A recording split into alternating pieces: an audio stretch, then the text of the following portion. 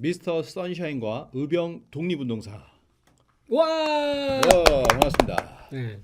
자, 오늘 이 시간은 미스터 선샤인과 의병 독립운동사에 대해서 알아보는 시간입니다. 이야, 좋네요. 네, 저는 대한사랑 교육위원인 박찬화라고 합니다. 반갑습니다. 네. 예. 올해가 이제 3.1운동 또 3.1혁명이라고 하는데요. 3.1혁명 100주년 또 대한민국 임시정부 수립 100주년입니다. 뭐 또 하나는 대한민국 탄생 100주년이다 이런 말도 이렇게 쓰는데요. 왜 대한민국 탄생 100주년인지 혹시 아시나요? 잘 몰라요. 제가 알려드리겠습니다. 네. 1919년에 상해 임시정부에서 국호를 정하기 위해서 회의를 했습니다. 이때 신서구 선생이 대한민국으로 국호를 정하자고 했어요. 그때 여운형 씨가 이렇게 얘기를 합니다. 대한이라는 이름으로 나라가 망했는데 또다시 대한을 쓸 필요가 있느냐 이렇게 얘기를 했어요. 이게 이제 대한제국 얘기하는 건가? 그렇죠. 대한제국이 이제 대한이라는 이름을 써서 망했잖아요. 그래서 그러자 이제 신서구 씨가 대한으로 망했으니 대한으로 다시 흥해 봅시다라고 이제 부연 설명을 해요. 그래서 다들 좋다고 만장일치로 결정을 합니다. 이때 대한민국 지금 우리가 쓰고 있는 그 국호가 이때 결정이 되죠. 대한민국 국호 탄생 100주년인 겁니다. 자, 그래서 뭐 대한민국 우리가 이제 임시정부의 사진들을 보면요. 대한민국 1년, 2년, 3년 이런 사진들이 많이 있거든요. 임시정부 요인들이 이제 기념식에서는 사진을 많이 찍잖아요. 설날에도 찍고 뭐 3.1절에도 찍고 이제 그런 사진들 보면 이 대한민국 뭐 몇 년 이렇게 시작을 합니다. 1919년부터 시작을 하는 거죠. 대한민국이라고 나와 있네요. 그렇습니다. 자, 그래서 오늘은 3.1운동 100주년, 임시정부 수립 100주년, 그리고 대한민국 탄생 100주년을 기념해서 바로 의병 독립운동사를 오늘 한번 얘기해 보도록 하겠습니다. 100년 만에 정리가 되는군요. 뭐 그렇게 되나요? 우리 예. 박찬환님에 의해서. 예, 감사합니다. 저기 미스터 선샤인이라고 해서 지난번에 그 드라마가 나왔었잖아요. 선풍적인 인기를 끌게 됐었는데 이 드라마의 마지막 24회에서 뭘로 끝납니까? 24에서 폭탄? 아니죠. 마지막에 젊은이들이 나와가지고 그때 이제 먼저 이렇게 죽은 이병헌 이렇게 미스터 선샤인에게 이렇게 격려를 하는 장면이 그쵸. 나오는데 어디로 나가죠? 3.1운동을 나가는 겁니다. 그때 3.1운동을 나가는 그런 모습을 보여줬는데 그래서 미스터 선샤인 드라마가 100주년 드라마예요. 사실 제일 이제 그러네. 딱 맞춰서. 그렇죠. 3.1운동 100주년 기념이라고 얘기는 안 했지만 그 100주년에 맞춰서 이렇게 나왔다라고 보여지고요. 절묘하네. 아마 그것을 의도하지 않았나 김은수 작가가 이제 생각을 합니다. 여기서는 그 한일 강제 병합 이전이니까 우리가 뭐라고 하냐면 의병이라는 말을 많이 쓰거든요. 의병. 독립운동가라고 하기에는 그것은 이제 강제 병합 되기 이전이기 때문에 우리가 이제 의병이라는 말을 쓰는데요. 의로운 병사. 그렇죠. 근데 거기서 이제 나레이션이나 또는 그 배우의 말을 통해서 이렇게 얘기를 합니다. 그들은 그저 아무개다. 그 아무개들의 모든 이름이 의병이다. 이름도 얼굴도 없이 살겠지만 다행히 조선이 훗날까지 살아남는다면 역사에 그 이름 한 줄이면 된다. 뭐 이런 또 멋진 말을 대사를 통해서 총포수? 저기 그렇죠. 스승이죠. 네. 예. 그분이 그렇게 얘기를 했죠. 고종의 이제 보디가드. 보디가드가 되죠. 네. 예. 자, 박은식 선생은 이렇게 얘기를 했습니다. 의병은 민군으로 나아가 위급할 때 나라의 명이나 징발을 기다리지 않고 자발적으로 일어나 종군하여 싸우는 사람이다. 의병은 우리 민족의 국수요, 국성이니 나라를 멸할 수는 있어도 의병을 멸할 수는 없다. 이거 멋있네. 예. 국수 하면은 먹는 국수도 아니고 국수주의도 아니고 빼어날 숫자죠. 나라의 빼어난 자랑거리이다. 의병은. 그리고 그러네. 국성이라는 말은 국민의 타고난 품성. 민족성, 국성, 네네. 나라의 이 품성. 그것이 국민의? 이제 의병이죠. 의병이라고 합니다. 좀 정의가 좋네. 그래서 이 김은숙 작가는 하나의 사진을 모티브로 해서 이 드라마를 대본을 썼다라고 얘기를 했는데요. 그게 1907년에 영국인 종군 기자 맥킨지가 양평, 경기도 양평이에요. 그 인근에서 촬영한 그 의병의 모습이 있습니다. 지금까지 교과서에서 많이 보셨죠? 네. 예, 거기 보면 군복을 입은 사람도 있고 어린 소녀의 모습을 한 사람도 있는데 그런 사람들이 다 같이 이렇게 산속에서 모여서 의병을 하는 모습을 볼 수가 있었는데요. 저는 저게 무슨 만주나 백두산 이런 데인 줄 알았어요. 그런데 가까운 이렇게 경기도더라고요. 그래서 거기 있었는데 이제 종군 기자 F.A. 맥켄지라는 사람이 지금 책도 썼어요. 한국의 독립운동. 그래서 The Tragedy of Korea. 한국의 비극이라는 책을 트레저디가 비극이에요? 예, 써 있고 지금 뭐 대형 서점에 가 보면 한국의 비극이라는 책이 뭐 또는 조선의 비극 뭐 이런 책이 나와 있습니다. 실제로 두꺼워요. 그러니까 여기서 이제 기사는 조금 나왔지만 이 사람이 계속해서 취재를 해가지고 한국의 독립운동과 그리고 비극의 그 비극적인 그런 어떤 상황에 관해서 적고 있습니다. 책을 이것도 보시죠. 네. 이것도 읽어주시죠. Korea's Fight for Freedom. 자유를 위한 뭐 투쟁이라고 할 수 한국의 있겠네요. 네네. 전쟁, 싸움. 네네. 그런 책들 파트가 그 안에 있는 파트인지 책인지 어쨌든 그런 책도 이렇게 이 쓰신 것 사람은 같습니다. 친한주의잖아요. 보니까. 그렇죠. 예, 예. 그래서 그 부분이 굉장히 감동이 사실 깊었고요. 이제 그 사진과 똑같은 사진을 이렇게 찍는 모습이 드라마에서 이렇게 나오게 됐었는데 이 부분에서의 대사들은 전부 다 원래 있는 대사를 그대로 했습니다. 원래 그 기자가 이제 취재한 건데요. 그 중에 이제 핵심적인 게 있어요. 이렇게 기자가 이렇게 물어보니까 이렇게 얘기를 합니다. 이길 수 없는 전쟁 아니요? 이제 기자가 얘기하죠. 맥킨지가 전혀 희망이 없는 전쟁에서 죽을 것 같은 사람들이었다 이렇게 얘기를 하는데 죽을 것이 확실해진 사람. 그렇죠. 근데 그 의병이 이길 수 있겠냐고 물었는데 이렇게 얘기를 합니다. 우리는 어차피 죽게 되겠지요. 그러나 일본의 노예가 되어 사느니 자유인으로 죽는 게 훨씬 낫습니다. 라고 하는 거 하면서 그 드라마에서 보면 맥킨지 양반 총 좀 구해줄 수 있겠소? 뭐 이렇게 얘기하거든요. 근데 그 부분도 다 원래 있는 대화더라고요. 그래서 그럼 거의 뭐 사실을 쓴 거네. 그렇죠. 그런 부분들을 이 찾는 것이 사실은 묘미가 있어요. 우리가 영화 암살도 보면은 그 감독이 뭐라고 했냐면 100명 중에 한 명이라도 우리 독립운동에 관한 이야기를 찾아서 연구하고 공부하는 사람이 있었으면 좋겠다라는 얘기를 했었는데 김은수 작가도 마찬가지인 것 같아요.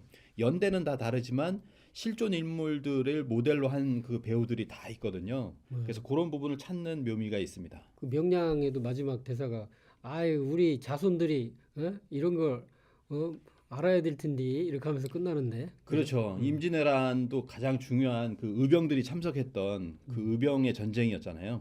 그래서 실제로 나라가 위기일 때 항상 의병이 있었습니다. 근데 이제 뭐 기록상으로 봐서 가장 오래된 그 의병의 그 전쟁 중에 하나가 뭐냐면은 한무제가 고조선을 침범한 거예요. 그 원래는 이제 위만 정권이 이렇게 무너지고 나서 원래 그 본토인 북부여로 이렇게 들어오려고 했었는데 그때 누가 나타납니다. 누구죠?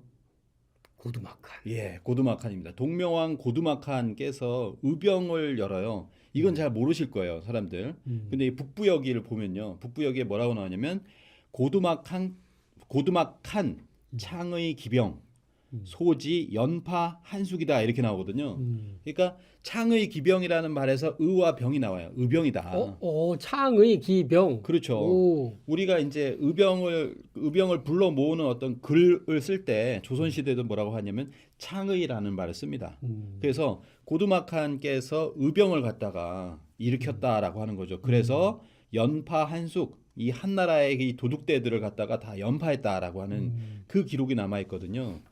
그래서 원래는 이 한사군과 붙은 전쟁은 원래는 이긴 전쟁입니다.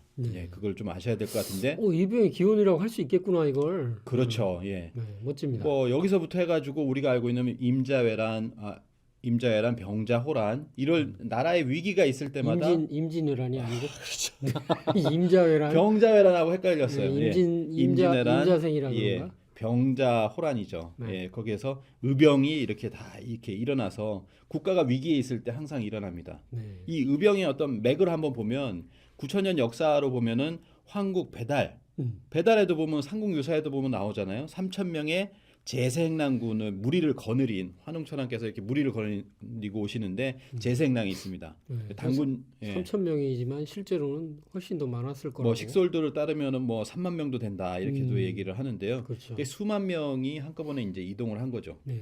그리고 이제 단군 조선 때 국자랑 북부여의 천왕랑 그리고 잘 아시는 고구려의 조이선인 우리 연개 소문. 그리고 이제 신라의 화랑 화랑. 백제 무절 뭐 이런 것들이 있습니다. 그리고 고려로 가면은 또 고려의 제가 화상이나 또 선랑 국선 뭐 이런 분들이 있고요. 네. 조선으로 왔을 때 우리가 조선 말에는 항일 의병 그리고 동학혁명군이 있습니다. 음. 예, 동학혁명군도 의병이라고 볼 수 있는데 뒤에서 한번 이제 살펴보도록 하고요. 이런 맥을 타고 의병이 있었다라고 하는 것을 알아두셨으면 좋겠습니다. 네. 자, 그러면 오늘 독립운동사 또는 의병전쟁사라고 볼 수가 있는데요. 자, 이 부분을 한번 들어가 보기 이전에 네. 자, 일본은 언제부터 이 한국 우리 한반도를 이렇게 침공하려고 했었나? 참 오래된 것 같은데. 참 오래됐죠. 뭐 오래됐지만 가장 그 핵심이 되는 사건을 한번 알아보도록 하겠습니다. 그게 바로 백강전투라고 들어보셨나요? 백강전투. 네, 백강전투. 백강, 백- 하얀강. 그렇죠. 백강전투 또는 백촌강전투라고 해서 일본하고 중국하고 이제 부르는 게 조금 달라요. 근데 백촌강, 백강전투라고 하는데 이게 금강에 이제 안으로 들어가는 것은 아니고 금강 하구 쪽이라고 이제 생각이 됩니다. 이게 흰 백자예요? 예, 금강 쪽입니다. 예, 예. 그렇죠. 그러면은 금이 그럴 수 쇠니까 있어요. 쇠는 네네. 흰색이니까. 네네, 그럴 수 있습니다. 그래서 백강전투인데 이게 663년이에요. 이것이 왜 벌어지냐면 660년에 백제가 멸망하죠. 사실은 그 백제가 멸망을 663년 백강전투 이후를 멸망했다 이렇게 볼 수도 있는 거죠. 완전히 멸망하지 않고 그걸 후원을 해서 계속해서 이제 싸워 나가니까. 그래서 663년 8월에 한반도의 백강 및 그 부근에서 이 백제 외라고 하는데 이게 외백제예요. 외백제와의 어떤 연합군과 실제 외는 일본이 아니고 실제는 백제의 백제다? 선백제. 그렇죠. 그렇게 볼 수가 있습니다. 당나라 신라와의 연합군 이게 국제전이라는 거죠. 이 국제전이 바로 그 한반도 서해바다에서 이렇게 벌어진다라고 하는 건데요. 여기서 완전히 무참하게 이렇게 멸망을 함으로 해가지고 백제가 멸망을 하게 됩니다. 이때 당시에 이제 일본은 35대가 누구였냐면 고쿄쿠 천황이라고 하는데요. 이게 올랐다가 37대에 또 메이 천황에 오른 분이 바로 제명공주라고 해요. 이 제명공주는 의자왕의 아버지가 무왕인데 이 무왕의 둘째 아들이 낳은 공주거든요. 그러면은 의자왕과 제명공주는 사촌간이다. 사촌간이라 볼 수 있는 거예요. 그러면 사촌이 지금 일본을 다스려요. 그럼 어떻게 돼요? 그게 그냥 속국 개념도 아니고 같은 한 나라로서 이렇게 다스렸다 이렇게 볼 수가 있는 거죠. 그래서 이제 한반도에 본토 백제가 있고 그리고 외백제가 있고 그다음에 대륙 백제 이렇게 봐야 되는 것이 맞죠. 자, 그렇군요. 그리고 근데 이게 네. 그 일본이 실제 백강전투에서 도우러 왔을 때 실제로는 못 왔을 것이다 제대로. 왜냐면 네네. 그 배를 만드는 기술도 그렇고 그래서 저 전투에 그때 당시에 배 만드는 기술은 백제 기술이죠, 사실. 예, 외백제 백제 배가 그리고 아니겠는가. 네네네, 그렇죠. 그래서 이 야마토 정부에서 백제를 돕기 위해서 부여풍이라는 왕자가 있습니다. 이 왕자라는 설이 이제 굉장히 강해요. 그래서 이 의자왕의 왕자 부여풍을 갖다가 이제 백제 왕으로 세우려고 했어요. 의자왕이 잡혀갔으니까. 부여풍을 백제 왕으로 이렇게 세우려고 하고 그때 그래서 그 왕자와 함께 처음에는 200척 5천 명을 군사를 보내고 663년에 8월 25일에는 이 나당 연합과 마지막 전투를 위해서 바로 이 야마토 정부에서 800척의 배와 2만 7천 명의 군사를 지원했다고 해요. 저거 어디 나오나요? 예, 엄청난 숫자죠. 일본 서기에 나옵니다. 그래요? 그래서 사실은 이 백강 전투에 관해서 일본에서는 굉장히 중요시해요.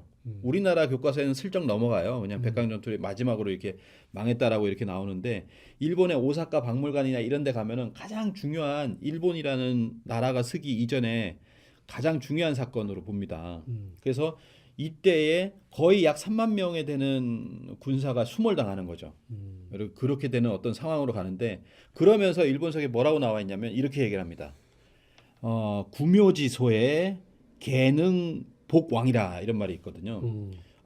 이제 조상의 묘를 언제 찾아뵐 것인가. 백제가 있잖아요. 거기를 탈출해가지고 이제는 일본으로 완전히 넘어가 버리니까 이 조상의 묘가 있는 이 한반도 땅을 언제 찾아뵐 것인가라고 하는 한탄, 그런 어떤 슬픔이 있는데 이것이 뭐냐면은 계속해서 그들의 조상의 묘, 그것을 정벌하겠다라고 하는 정한론이 된다라는 거죠. 그래서 그 이제 한으로. 그렇죠. 그래서 이제 일본 열도에 가서 이제는 자신들의 정체성을 일본에서부터 다시 시작해야 되잖아요. 그래서 이제 역사를 왜곡하기 시작하면 사실은 패전의 역사를 예. 이제 지워야 되니까. 그렇죠. 그래서 이제 712년에는 고사기를 짓고 그다음에 720년에는 일본 서기를 완성을 하면서 여기서 사실은 역사 왜곡이 시작됩니다. 그 역사 왜곡의 핵심이 뭐냐면은 임나일본부설이에요. 들어보셨죠? 네. 예, 임나일본부설. 일본에 신공황후가 있는데 이 신공황후라는 여왕이 있는데 이 여왕이 369년 가야 지방에 한반도 남부죠. 임나일본부를 설치해 200년간 다스렸다는 주장을 하는 겁니다. 이 주장이 지금도 이 현재 그 중학교 고등학교 교과서에도 그대로 적혀 있는 교과서가 생기고 있어요. 거기 보면 4세기 후반에 일본 중학교 교과서 하나 보시면은 4세기 후반에 야마토 조정은 반도 남부의 임나 지역에 한반도 남부의 임나 지역에 영향력을 가지게 된 것으로 여겨진다. 뭐 이런 식으로 약간 뒤틀렸지만 거기 딱 써 있고 지도도 이렇게 나와 있는 겁니다. 이렇게 돼 있고요. 그리고 실제 이것이 무엇을 바탕으로 하냐면 일본 서기에 신공황후의 사만정벌 기록이 있습니다. 거기 보면 참 우리가 보면 참 어처구니가 없는 내용들이 있어요. 신라 왕이 두려워서 싸울 마음이 사라지게 되었다. 스스로 항복하였다. 이에 고구려 백제 두 나라 왕은 신라가 지도와 호적을 거두어 일본국에 항복했다는 말을 듣고 가만히 군세를 엿보더니 도저히 이길 수 없음을 깨닫고 재밌다. 도저히 이길 수 없음을 깨닫고. 그래 스스로 황후 앞에 와서 머리를 조아리며 오늘 이후부터 우리 스스로 제후국으로 생각하고 조공을 바치겠습니다. 라고 하였다. 와, 이걸 한 대 때려도 되나요? 그래서 일본의 직할지인 미야게를 설치하였는데 이것이 바로 사만이다. 라고 이제 기록되어 있는데요. 이 부분도 굉장히 중요해요. 뒷부분에 갔을 때 이것이 바로 사만이다. 사만을 일본 놈들이 네. 결국 처음으로 이제 뭐 만들어줬다. 그러니까 사만을 다 먹었다는 거예요. 와, 뭐 이게 좀 이상한 부분이죠. 왜 이상한 그럴까? 게 아니고 이 골 때리는 거야 지금. 네네. 그 막강한 그렇죠. 고구려와 그리고 백제도 나서 뭐 이런 알아서 발발 끼고 이 사람들이 그림 그린 거 딱 보세요. 와, 요 앞에 이게 세 신하들이 누군지 아십니까? 뭐 고구려 백제 신라겠네. 고구려 백제 신라가 머리를 조아리고 있어요. 야, 백제 신라만 이렇게 해도 모르겠는데 고구려가 그때 얼마나 막강했습니까? 그리고 저 신공황후가 저때 임신했을 때라며. 예? 임산부가 왔는데 세 나라가 머리를 숙여. 야. 진짜 대단하죠. 예. 저 일본에 지금 교과서는 아닌데 참고서가 있어요. 학습 참고서라고 이제 명서 이렇게 써 있네요. 일본서 20만 부가 팔린 책이에요. 제가 이제 오사카에 가서 이제 책을 구해왔습니다. 직접 산 겁니다. 자, 여기 보시면은 뭐라고 해요? 4세기 말에 조선이라고 나오죠. 임나라고 분명히 나오잖아요. 20만 권이 팔렸어요. 한자가 딱 써 있네. 그거 다 돌려가면서 볼 거 아니에요. 그러니까 이런 책들을 보면 분명히 지금도 임나일본부를 주장 안 한다라는 얘기는 거짓입니다. 우리 학자들도 뭐 우리나라도 그렇고 뭐 일본도 임나일본부를 뭐 지금 주장 안 한다? 말이 안 되는 소리죠. 제가 직접 버젓이 이렇게 봤는데. 실려 있는데. 그렇죠. 아니 그것뿐이 아니고 위로 화살표가 올라가고 있네. 더 올라가고 있죠. 아, 임나 대단하네요. 자, 그러면은 그래서 자, 이렇게 메이지 유신 이후에 그래서 뭐냐면 이제 신공황후를 높이기 위해 가지고 처음으로 나온 종이 지폐가 있어요. 그 지폐에 보면은 신공황후를 모델로 하고 있죠. 자, 모델로 하고 있고요. 자, 이거는 뭐냐면은 이제 을사늑약이 이제 을사늑약을 한 겁니다. 그래서 위에 보면은 이토 히로부미 앞에서 이완용이 굴욕적으로 이렇게 도장을 찍는 장면이 나오는데 이런 그림이 있어요. 만화로 묘사된 일본 제국이라고. 그거 보면은 위에서 누가 천상에서 누가 보고 있어요. 구름 위에서. 그렇죠. 천상의 일본의 조상으로 하는 이 여성 바로 그 신공황후 그리고 그 옆에 파란 옷을 입고 있는 사람은 누구겠습니까? 도요토미 히데요시. 아 그렇구나. 예. 이런 사람들이 하늘에서 이렇게 보고 있는 거예요. 아, 우리가 못한 일을 너희가 하는구나. 그렇잖아요. 신공황후가 남쪽 땅 조금 이렇게 했는데 너희들은 이제 한반도 전체를 다 먹는구나 하면서 굉장히 좋아하고 있더라. 라고 하는 거예요. 이런 걸 만들었다는 거죠. 어이가 없네. 자, 이것도 하나 볼까요? 게임인데 이게 언제냐면 강제 병합이 되고 나서 일본이 게임을 만들어요.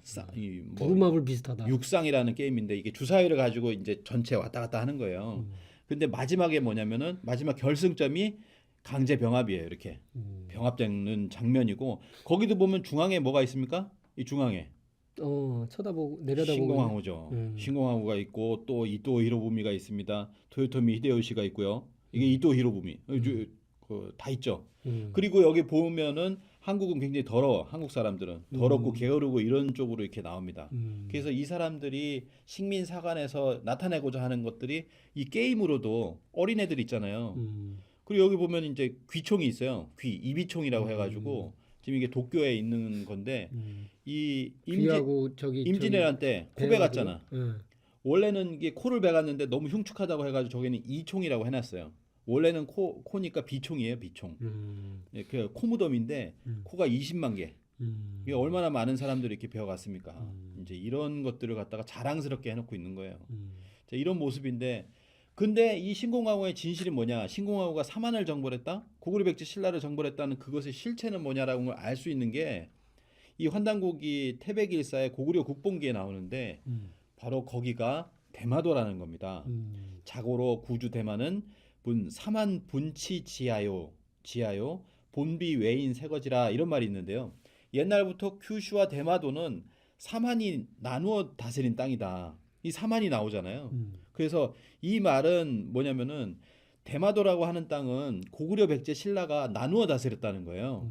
우리가 한반도도 고구려 백제 신라 그 한반도와 그 대륙 만주하고 이런 걸 이제 북사만이라고 하는데 마한진한 변한 이렇게 거기에서 고구려 백제 신라가 이게 나누어 다스려서 사만이라고 했는데 이 고구려 백제 신라가 대마도도 나누어 다스린 겁니다. 그래서 신라는 좌우가라, 고구려는 인이가라, 그리고 백제는 개지가라다 이렇게 해서 삼가라라고 했어요. 이 가라라는 말이 한입니다. 한. 사만이에요. 대마도가 사만이다. 라고 하는 것을 이게 아까 보면 일본석에 보면 시소이 사만야라라고 하는 거거든요. 그 사만 대마도 그걸 정벌을 일시적으로 했다라고 하는 거죠. 그래서 이것이 그러면은 환단곡에만 나오는 지명인데 이걸 딱 보면은 가면은 이게 다 나와 있어요. 지금도 남아 있어요. 대마도에? 그렇죠. 뭐 대마도를 답사해 본 분들이 많이 있으시면 좌호가라가 있습니다. 거기 보면 좌호미라고 쌀도 있고 좌호 평야도 있어요. 거기 농사를 져요? 네, 거기 농사를 짓습니다. 그래서 그런 것들이 있고 또 인이가라로 가보면 뭐 인이 치과병원이니 뭐 해가지고 인이라는 지명이 그 교통 표지판에도 남아 있어요. 지금도 남아 있습니다. 그리고 저 아래쪽으로 가면은 이제 백제 개지가라, 개지 중학교도 있고요. 근데 이거를 이제 물어보고 문헌상을 이렇게 보면은 다 1000년 이상 된 지명이에요. 근현대 바꾼 지명이 아니에요.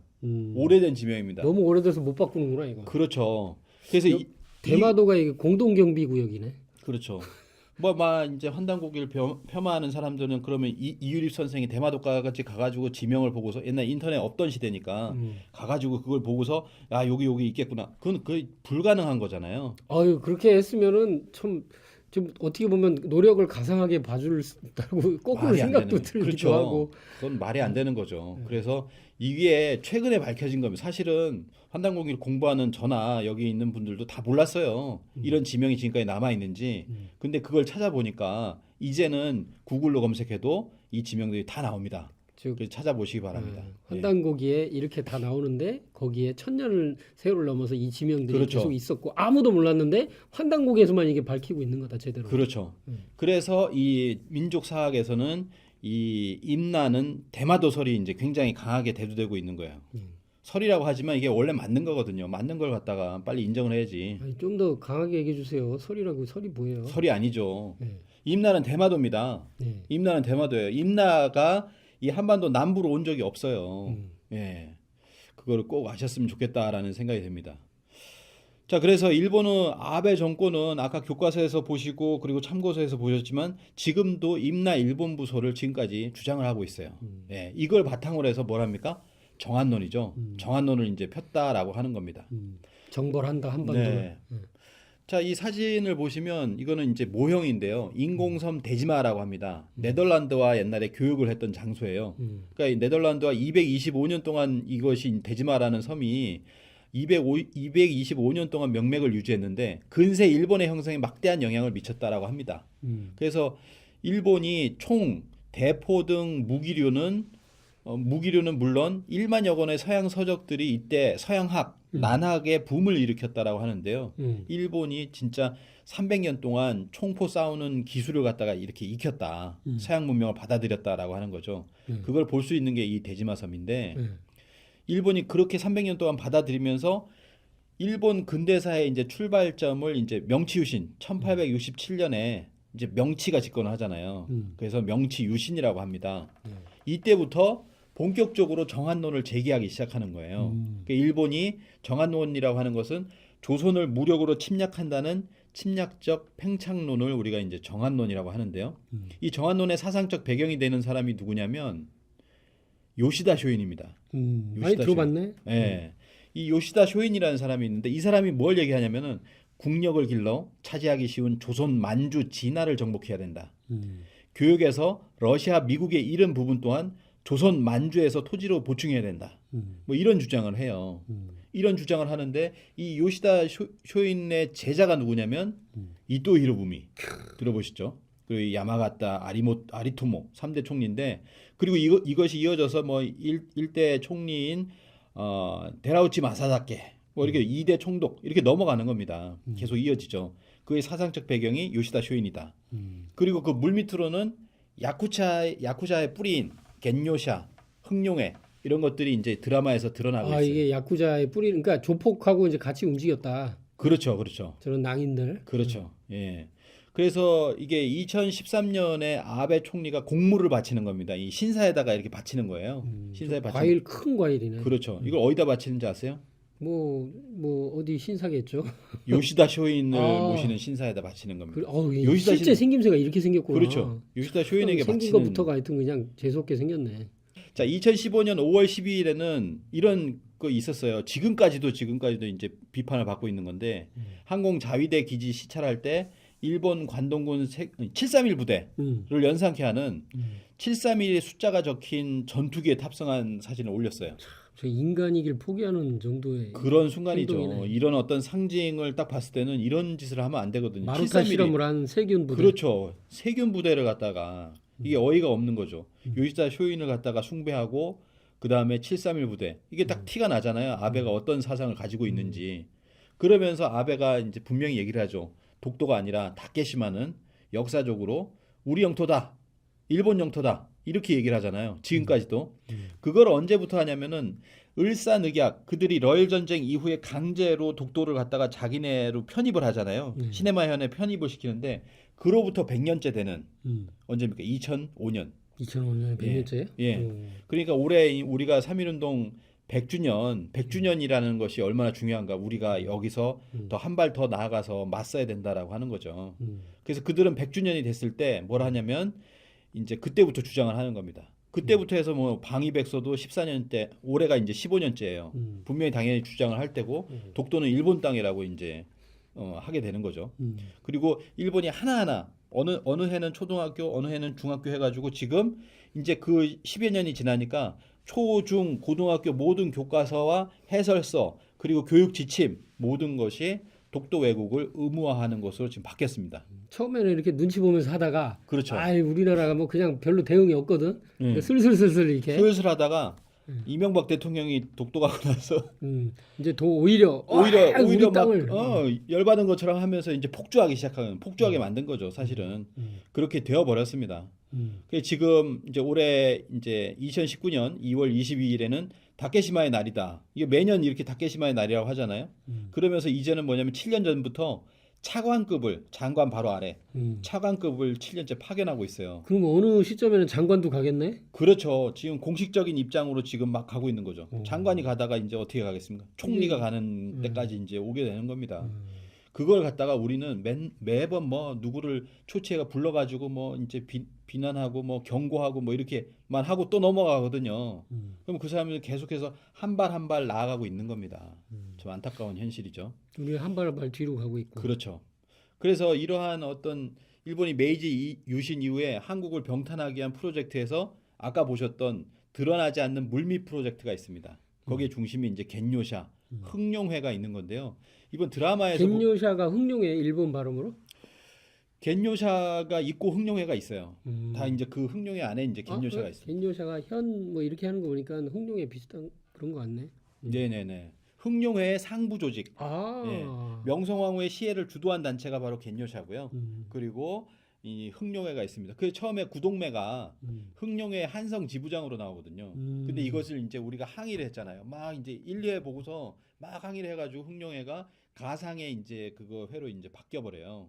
바뀌어버리게 됐는데 실제로는 전체를 보게 된다면은 흑룡회로 갔어도 된다. 원래는 실존의 어떤 그런 역사를 드러내 보려고 했었기 때문에 뭐 그렇다는 생각이 듭니다. 그래서 이제 보시면은 이제 흥룡의 수장도 몇 번 등장해요 드라마에서. 그래가지고 실제로 이렇게 흥룡의 수장이 어떤 그런 역할, 우리나라를 병탄하기 위한 그런 큰 역할을 하고 있는 것을 볼 수가 있었죠. 그런 걸 또 보여줬고요. 이제 그런 부분인데요. 그래서 1868년 메이지 유신 때 일본과의 관계를 한번 보도록 하겠습니다. 1868년 메이지 유신, 이 정변을 일으켜서 권력을 잡은 세력이 막부를 없애고 일왕을 국가대표로 내세워요. 그리고 1896년부터 국가대표. 예, 일본이 조선에 국서를 보내요. 근데 이때는 일본을 우리가 좀 미개하게 여겼잖아요, 사실. 그래서 우습게 조선은 여겼지. 접수조차 거부했다. 왜냐하면 그동안 없었던 일왕이 나타났어요. 일왕이란 존재가 나타났으니까 그때까지 우리는 멸시 감정을 가지고 있었죠. 그래서 일본의 천황이란 이름이 굉장히 불쾌했어요. 우린 지금 일왕이라고 부르지만은 천황이라고 써 있을 거 아니에요. 네. 천황. 아유 불쾌해. 그런 거죠. 그래서 조선이 보복 조치로 이제 1869년 그 다음 해부터 양국 관계가 끊어집니다. 이때 정한론이 더 드세지는 거죠. 야, 우리가 이제 강성해졌는데 조선을 정벌하는 거, 그 하는 것은 산보와 다름없다. 산책한다고. 그냥 산책 갔다 오자, 마실 갔다 오자 이런 얘기죠. 우리 박지성이 골 넣고 산책 그 세리머니 생각나네. 그런 게 생각이 나네요. 무엇을 망설이는가? 서양 열강에게 일본의 힘을 보여주자라고 하면서 정한론이 들끓게 됩니다. 그래서 정한론을 하기 위해서 이 사람들이 메이지 유신 이후에 뭐 하냐면은 먼저 역사를 왜곡하기 시작하는 거예요. 일본 본토에, 일본 열도에 있는 한반도의 흔적, 한반도의 도레인의 흔적을 갖다가 없애기 시작하는 겁니다. 그 중에 대표적인 것만 볼게요. 신불분리령이라고 해서 명치 유신 이후에 반포를 했는데요. 일본 신사 내에 한반도에서 전래된 불교 사찰을 전부 파괴합니다. 이게 1616개가 되는 그 불교 사찰을 전부 폐찰을 해요. 그럼 한반도에서 전래된 문화는 불교 사찰이 많았나 보네. 불교가 많이 들어갔죠. 고구려 백제 신라에서 이제 다 들어갔고 그 이후에도 아마 들어갔으리라 생각이 되고 그 이제 불교 자체가 뭐 이제 한반도에서 이제 들어간 거죠.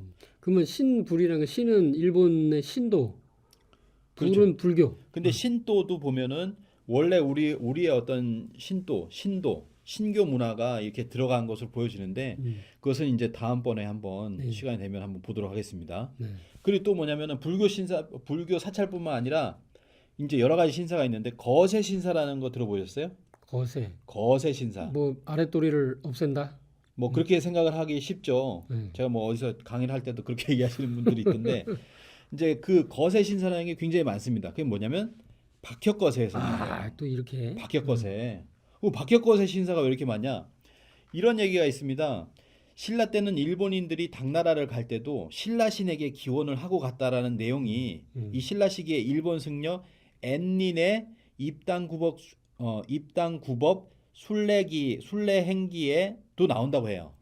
그리고 이제 19세기까지 일본에 2,700여 개의 박혁거세 신을 모신 신사가 있었다. 2,700여 개? 이 불교 사찰보다 훨씬 아니 많죠. 이거는 뭐 네. 지금 요즘으로 보면 예를 들어서 교회가 쫙 각 도시마다 있으면 그 엄청나게 2,700개가 우리나라에 있으면 거대 종교 중에 하나인데 그렇죠. 박혁거세 신사가 일본에 2,700개가 있으면 국민 종교네 거의. 그지 신라신을 모셨던 신사들이 이렇게 많았다. 그리고 또 뭐냐면은 우리 대마도에서도 보시면 백제도 가잖아요. 백제 신을 모시는 신사도 많았고 그런데 그런 것들을 전부 다 없애기 시작합니다. 백제라는 지명도 굉장히 많이 없앴어요. 근데 지금 조금 남아 있죠. 뭐 백제, 뭐 중학교니, 백제교니 몇 개가 좀 남아 있는데 굉장히 많이 없앴습니다.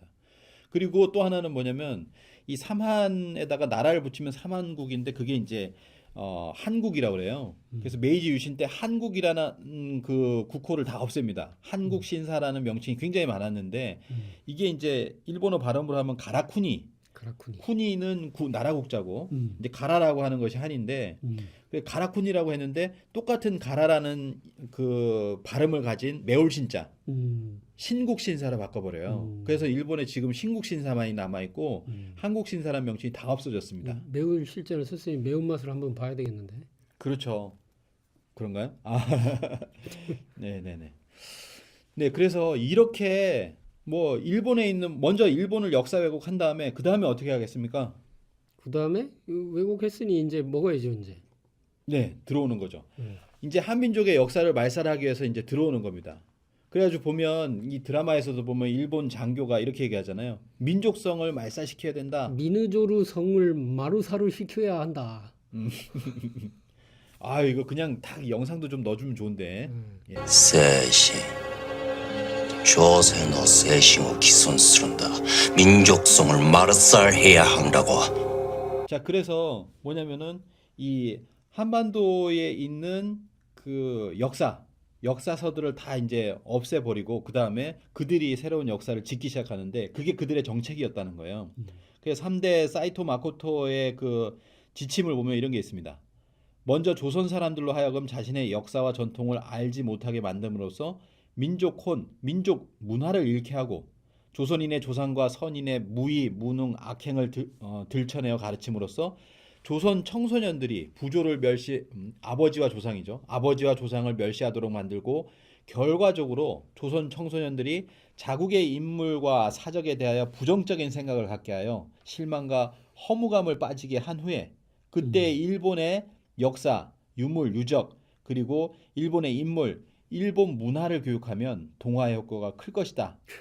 자, 이것이 조선인을 반일본인으로 만드는 요결이다 이렇게 얘기를 하고 있습니다.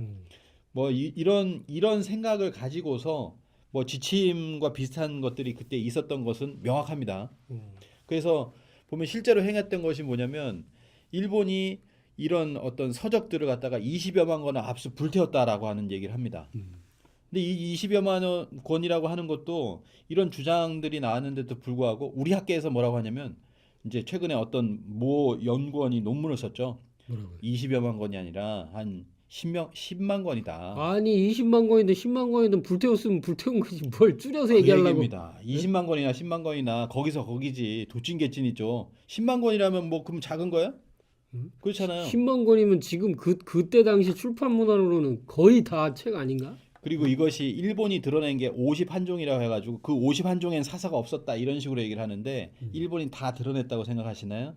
자 51종이면요 그러면 20여만 권을 이렇게 10만 권이라 해도 한 권이 2,000권에서 한 5,000권 사이가 돼요. 그러면 한 종이? 네, 그러면 그런 51종만 이렇게 거두었겠냐 이거예요. 일본이 다 드러내지 않았다라고 하는 것은 지금의 어떤 남아있는 그 사적에 관한 연구를 통해서 알 수가 있습니다. 그러니까 우리나라의 역사를 담은 하드웨어를 포맷시킨 거네. 그렇죠. 그거를 갖다가 이제 외국 기자도 증언해요. 네다니엘 페퍼라고 하는 분이 있는데 이분이 1919년에 와가지고 1920년까지 이렇게 한국 독립운동의 진상이라고 하는 내용을 썼어요. 자료로 남아 있습니다. 거기에서 이 역사에 관한 부분만 보면요. 이렇게 얘기를 해요.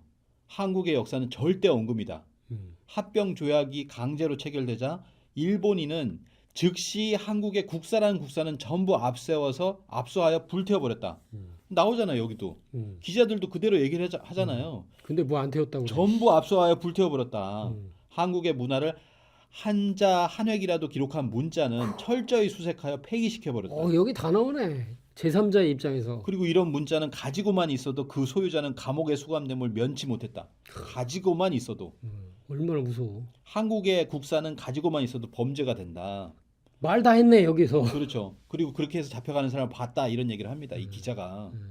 뭐 짧게 요약을 했지만 대단히 중요한 내용이에요. 우리 역사서를 불태우고 가져가고 그걸 범죄화했다라는 거죠. 그리고 또 하나 보세요. 대마도가 있어요. 대마도. 1923년에 조선총독부 조선사 편찬위원회 구로이타라는 고문이 있습니다.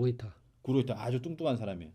구로이타 고문이 대마도에 사료 탐방을 하여서 한국과 관계 있는 고문 서류를 66,469매, 고 기록류 3,576건의 책 이런 것을 은폐 분서했다라는 기록이 있습니다. 자, 이거 엄청난 거죠. 왜냐하면 대마도는 작은 섬이잖아요. 대마도에 이렇게 많았어? 대마도만 하더라도 이렇게 66,000매 뭐 3,500건의 책 이렇게 얘기하는데 그럼 아니 그러면은 이게 섬 하나에서 66,000 뭐 이렇게 하면은 20만 권이 아니지 한 100만 권 태웠겠네. 그렇죠. 이 섬 하나에다 다 갖다 놨어? 그게 아니잖아요. 한반도에 다 있잖아요. 한반도에 있고 저 만주까지 쓸어다 갔어요. 그런 거 보면 20만 권이 넘는다고 봐야 돼요. 사실은. 어마어마해. 네? 20만 권이 넘는다. 중요 자료를 많이 찾으셨네요. 예. 감사합니다. 네, 그래서 조선사 편수에서는 나중에 여기서도 이제 그 차입한 사료들이 거의 5천 종에 가깝습니다. 4,950종이라고 밝히고 이런 걸 조선사 편수의 사업 계획에 밝혔어요. 얼마나 많은 것들을 모았는가. 그리고 그 모은 거에 관해서 이제 그 레이타쿠대의 후지모토 유키오 교수가 있습니다. 이분이 우리나라 다큐에서 보면 밝혔잖아요. 일본 왕실 도서관의 비밀이라는 MBC 다큐인가요? 거기서 보면 이등 방문이 조선 총독부를 은퇴하고 일본으로 올 때 조선 왕실의 기증이라면서 뺏어놓고 그렇죠. 규장각에 있는 사서들을 몇 수레나 일본으로 가져왔다. 일본 전역에서 5만여 권의 한국 고대 사서가 들어왔다라고 하는 거죠. 그게 또 종류가 2,940여 종이래요. 2,900. 5군데를 조사한 게 2,940여 종이다. 이 5군데만 있지 않을 겁니다. 더 많은 종류의 더 많은 책들이 있을 거예요. 저걸 다 찾아와야지 저거. 네, 그렇잖아요. 아니 지금 조사한 것만 5만 권이에요. 남아 있는 게. 그럼 불태운 것까지 합하면 20만 권 훨씬 넘지. 이런 걸 생각해 보십시오. 그리고 또 한국문화유산연구원장인 박상국 씨는 뭐라고 얘기했냐면 일본 국내청 쇼료부 서릉부라고 합니다. 이게 뭐 도쿄 그 부근에 있어요. 책 썼자. 예. 한국 도서가 얼마나 있는지 진짜 규모는 아무도 모릅니다. 어떤 뭐 판결이 있었나 봐요. 이번 판결에 드러난 오노 외무성 과장의 진술에 의하면은 한국에게 숨겨온 도서 목록이 따로 있다. 여기 있잖아요. 직접 실토했다. 숨겨온 도서 목록이 있다고. 네? 따로 있다는 것을 직접적으로 실토한 것이 큰 의미가 있다. 이렇게 거기에 아마 얘기를 하고 환달곡이 있습니다. 원문이 있을 수도 있겠네요. 2014년이죠. 네. 그러니까 그 많은 책들을 다 가져갔어요. 특히 이제 단군과 관련된 그 이전의 역사와 관련된 사서들이 많이 갔다라는 것이 이미 거기 이제 증언들도 많이 있잖아요. 그리고 이분도 그렇게 증언을 한 겁니다. 부들부들 떨리네요. 네. 이런 것만 봐도 야, 우리나라는 원래 그 병인 장려 때도 그 프랑스 군대가 와가지고 뭐라고 썼는지 아세요? 뭐라고 했어요? 가난한 농민들의 집에 가도 책 한 권씩 있더라. 부럽다. 그 얘기를 썼잖아요. 병인 장려 때. 그런 나라예요. 책의 나라다. 그 책들을 얼마나 많이 가져갔겠어요. 예. 그런 기록의 나라입니다. 기록의 나라. 우리 기록의 나라. 기록문화유산 지금까지 다 없어졌어도 기록문화유산으로 보면 전 세계에서 뭐 10위 안에 못지않죠. 그래서 뭐냐면은 우리 책들을 분서하고 가져가고 강탈해서 일본으로 가져가고 그 다음에 뭘 하냐면 이제 일본인을 만들기 위한 아까 말씀드린 대로 반일본인을 만들기 위한 역사를 기술하게 됩니다. 한국의 역사를 일본인이 일왕의 특명에 의해서 조선사 편수회를 조직하라. 그래서 조선의 역사 뿌리를 말살하라는 사명을 받고 그것을 15년 동안 이렇게 연구해가지고 뭐냐면은 조선사 사료집을 내요. 37권.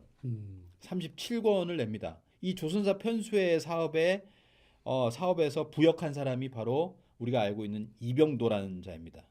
이병도가 수사관보고를 했었고 촉탁을 했었다. 여기에서 이렇게 얘기를 하는데요. 이 이병도가 그때 일제 관변학자였던 이만희 씨류가 있는데 이 사람의 수사관보로 일했던 친일파 역사학자 이병도가 서울대 사학과 초대 교수가 되고 60년도에는 문교부 장관까지 역임하면서 우리 사학계의 거물이 되죠. 이게 단순히 역사학계의 역사책을 만들고 이런 게보다 문교부 장관 했으면 교육을 총책임졌던 거거든. 그렇죠. 네. 그래서 이 지금 현실이 그런 거예요. 식민사관을 비판했던 그 남한의 역사학자 중에서는 단재 신채호 선생은 1930년대 류순 감옥에서 돌아가시고 정인보, 안재홍 등 소수만 남게 됐는데 6.25 때 모두 납북되고 마는 어떤 비극적인 상황이 벌어지게 되고요.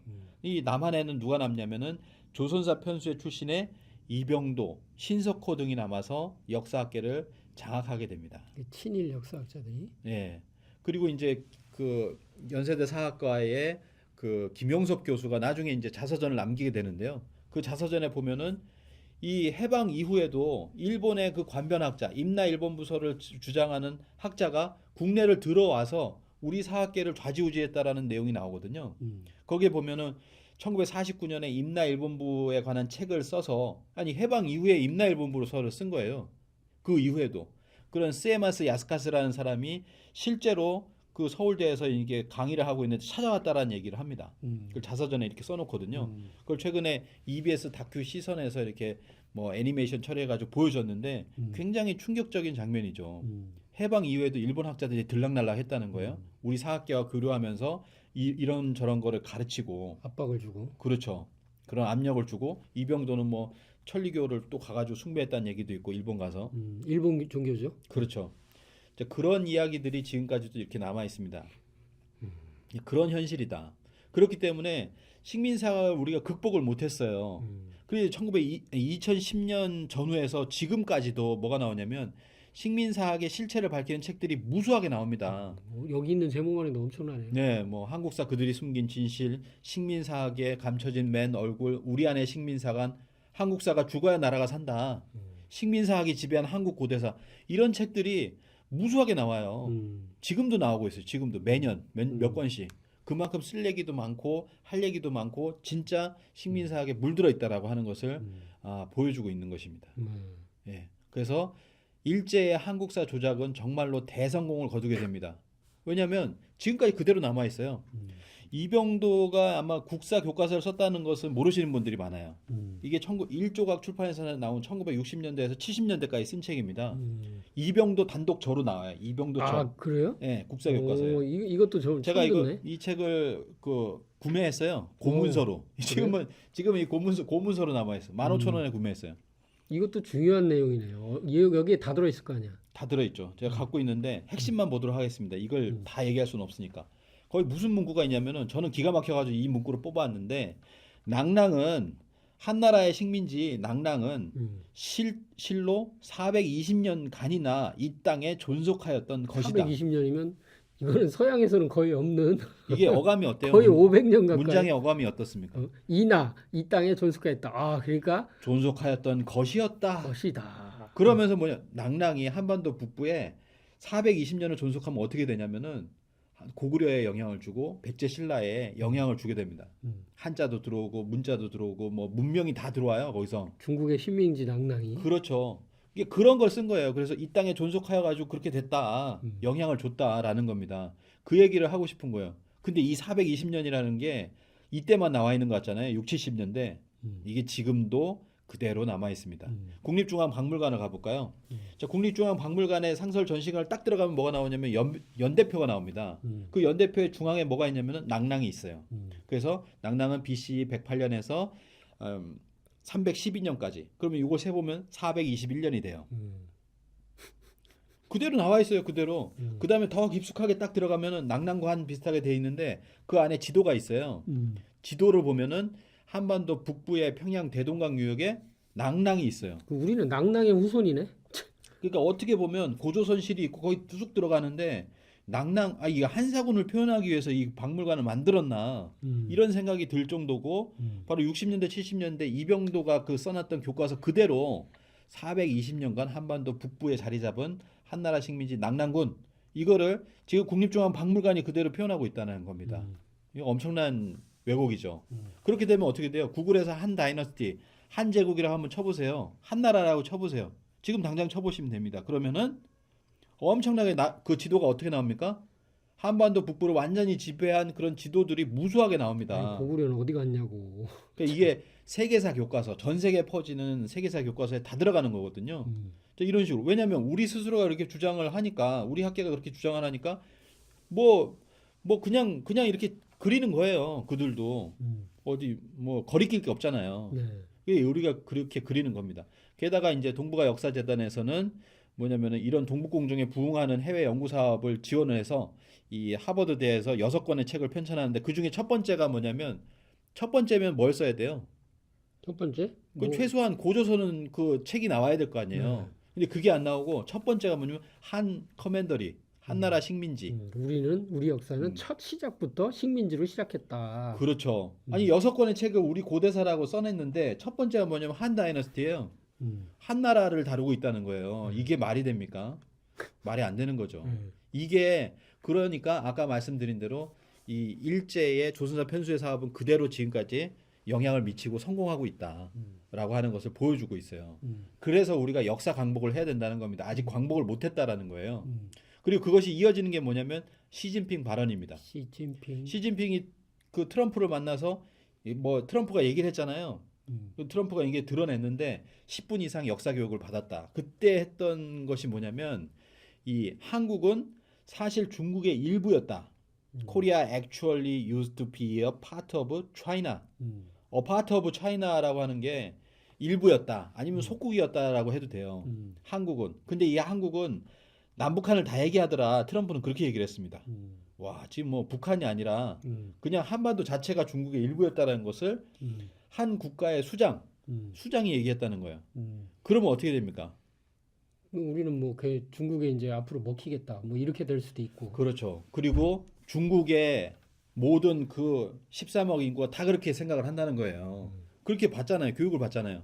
그러니까 최근에 이런 일이 있었어요. 대한사랑에서 홍콩에 가서 강의를 했어요. 근데 그 강의를 듣고 소감을 발표하는 홍콩 유학생이 이렇게 얘기를 했습니다. 필리핀에서 고등학교를 다닐 때 항상 중국 친구들에게 이런 얘기를 들었다는 거예요. 너희 한국은 우리 중국의 속국이었다는 말을 엄청 많이 들었다. 이 사람이 얘기한 게 엄청 많이 들었대요. 화가 나고 반박을 하고 싶었지만 제대로 된 우리나라의 역사를 잘 몰라서 힘들었는데 이번에 그 대한사랑의 강의를 통해서 제대로 된 우리나라 진짜 역사를 배울 수 있어서 너무 좋았다. 이렇게 얘기를 했습니다. 뭐 참 막 안타깝죠. 이런 소식을요. 저도 미국에 갔을 때가 있었거든요. 미국에 가서 이제 역사 강의를 한 적이 있었는데 그때 오셨던 분이 이 얘기를 똑같이 해요. 똑같이. 그분은 아주머니예요. 아주머니인데 그러면 주변에 있는 그 중국인한테 이런 얘기를 들었다는 거예요. 그 중국 애들이 우리를 그 보는 시각은 그렇죠. 전부 이 시각이겠네. 옛날에 넌 우리 저기 속국이었어. 우리가 이렇게 먹여 살렸어. 이런 얘기를 하는데 반박을 못 하는 거야. 그 사람도.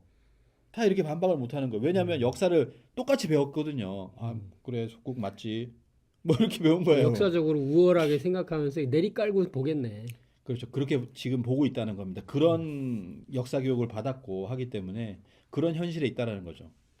그것이 뭐냐면 우리는 일제 식민사관을 배워서고 중국은 그렇게 또 가르쳐서 그렇고 그렇게 배웠는데 그러면 반면에 독립운동가들의 역사관은 어떤가를 한번 잠깐 볼까요? 네. 예, 독립운동가들은 역사관이 어땠는가?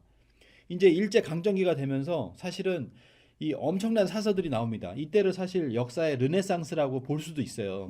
왜냐하면 조선시대 억압받았잖아요. 명사대주의, 명나라 사대주의로 인해 가지고 우리는 단군 조선 이전을 드러내면 안 돼. 단군은 신하고 우리는 저 명나라의 속국이야. 이런 의식을 가지고 사관을 작성을 합니다. 그런 역사니까 뭐냐면 그때도 단군 조선과 그 이전을 드러낸 사서들은 다 제야가 되는 거예요.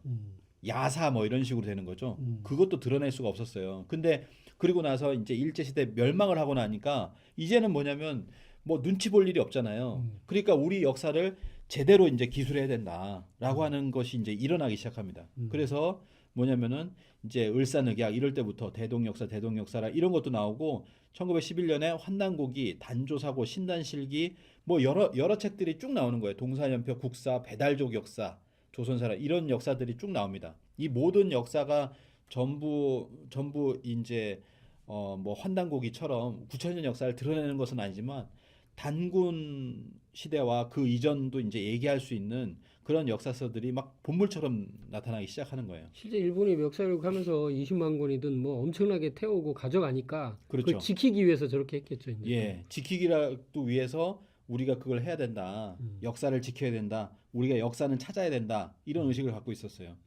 우리가 잘 알고 있는 저 안창호 선생 있잖아요. 미국에서 활동을 하고 또 뭐 어떻게 크리스찬이기도 하지만은 이분도 뭐냐면은 이런 걸 썼습니다. 대황조의 높은 덕 이런 어떤 노래의 가사를 썼어요. 가사가 아마 8절까지 돼 있을 건데 그게 다 단군 찬양입니다. 우리 황조 단군께서 태백산에 강림하사 나라집을 건설하여 자손 우리에게 전하셨네. 거룩하다 의탕탕 대황조의 성덕 거룩하다.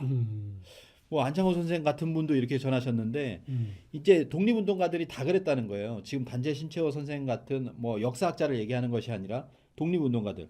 가령 이제 신규식 선생님 같은 분도 매일 아침마다 단군 할아버지 영정에 청수를 올려놓고 기도하고 나가서 독립투쟁을 했다. 이런 얘기했습니다.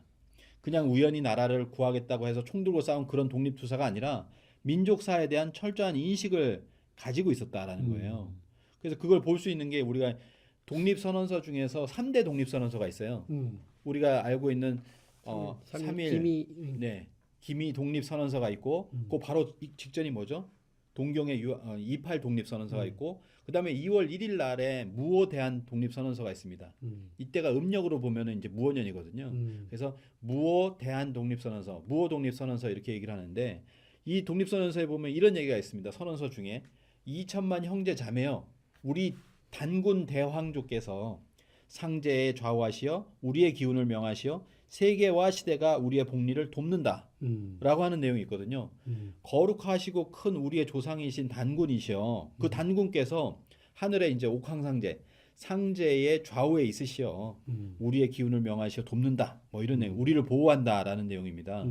자, 이런 것처럼 독립운동가들에게는 단군이 계시는 거예요. 거룩한 조상으로서 우리의 뿌리로서 단군이 계시고 그리고 그 이전까지도 실제 이렇게 드러내고 있습니다.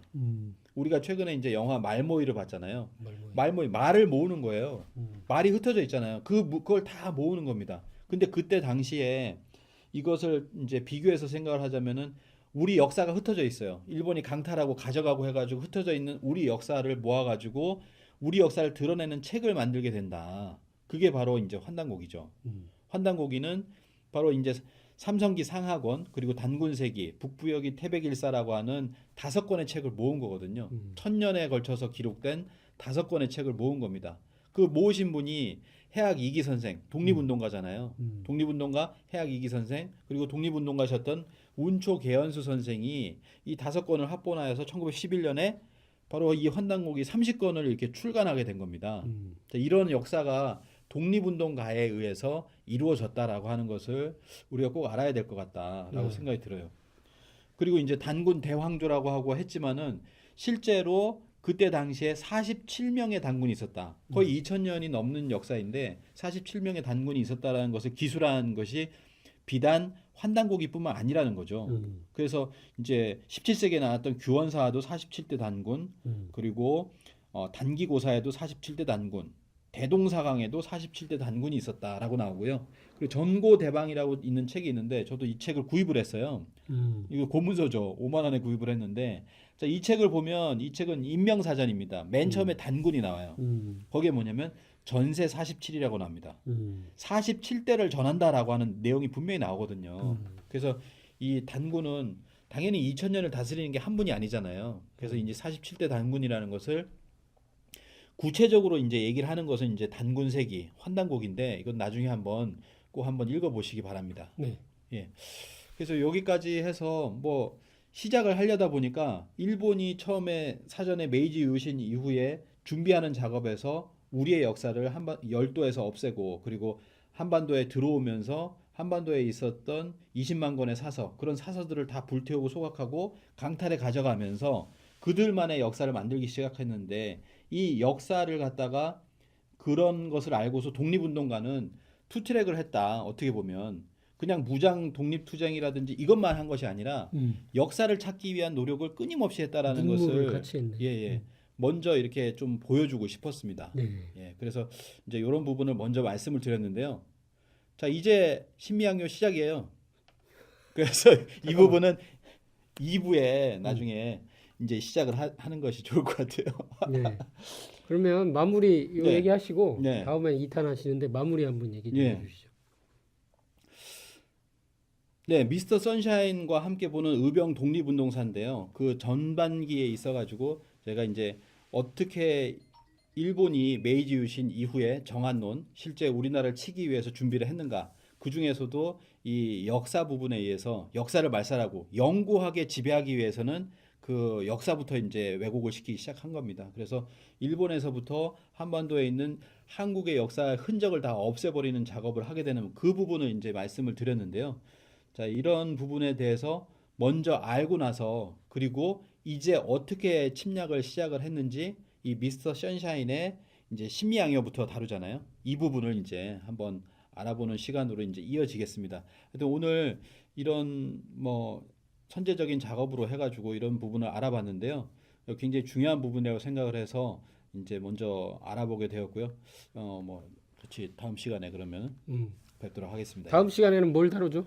다음 시간에는 이제 들어갑니다. 미스터 선샤인 1871년 신미양요부터 해가지고 일제강점기까지 이 드라마가 어떻게 다루고 있는지 드라마의 어떤 실존 부분하고 한 비교해서 하는 거니까 다음 부분 이제 진짜 드라마를 보신 분들에게는 아 이런 게 있었어? 라고 하는 게 굉장히 놀라실 거예요. 그럼 일단은 지금 배경을 깔았군. 그렇죠. 네. 독립운동사의 어떤 그 종합적인 면을 보실 수 있을 거다. 예. 자신합니다. 예. 알겠습니다. 그럼 오늘 박찬환님을 모셨습니다. 여기서 마치겠습니다. 네, 다음 시간에 뵙겠습니다. 감사합니다.